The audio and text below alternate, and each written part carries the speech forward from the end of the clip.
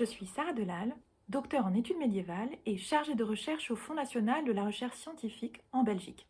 Je voudrais vous présenter l'ouvrage que j'ai tout récemment fait paraître chez Draw, qui est intitulé Diamant obscur.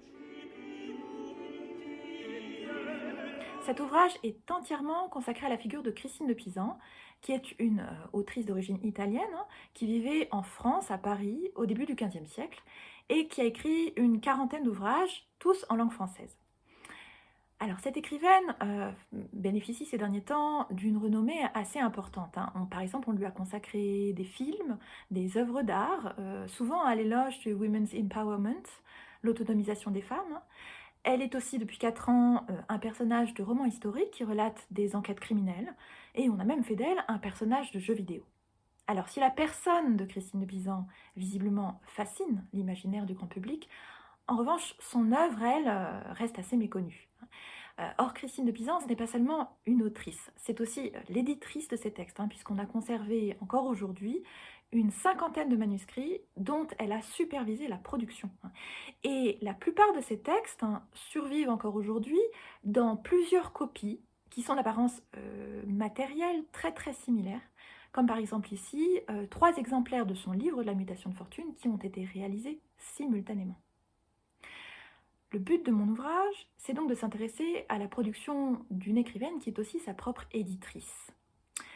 Quand on met en livre de façon presque identique toutes les copies d'un texte, est-ce que ça veut dire qu'on veut guider son lectorat vers une certaine interprétation du texte? Quel imaginaire, quelle esthétique, quelle théorie de la littérature ces copies trahissent-elles? Et quel rôle la figure de l'autrice joue-t-elle dans ce dispositif éditorial? C'est à toutes ces questions que j'ai essayé de répondre. Issu d'une thèse de doctorat, ce livre sera plus accessible dans son intégralité à un public de spécialistes. Néanmoins, il peut être consulté avec profit par tout public curieux de littérature ou d'histoire.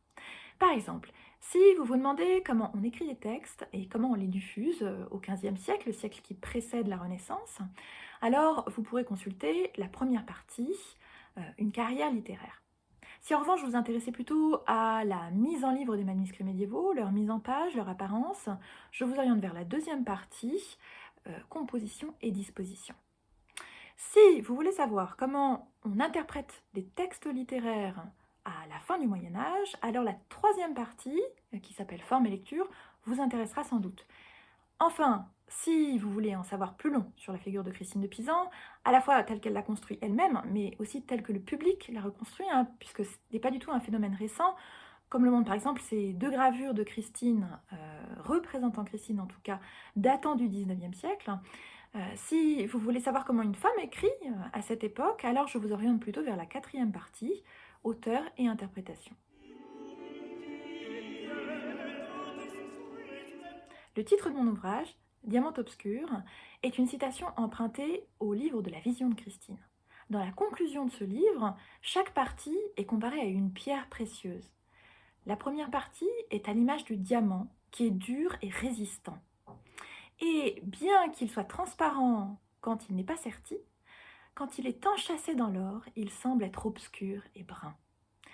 Pourtant, il n'en perd pas sa vertu qui est très grande. C'est une très belle image de Christine de Pisan elle-même, qu'on classe aujourd'hui parmi les auteurs obscurs du passé, mais qui mérite qu'on redécouvre l'envergure lumineuse de son travail. Pour plus d'informations, rendez-vous sur la page de l'éditeur, dont le lien figure dans la description.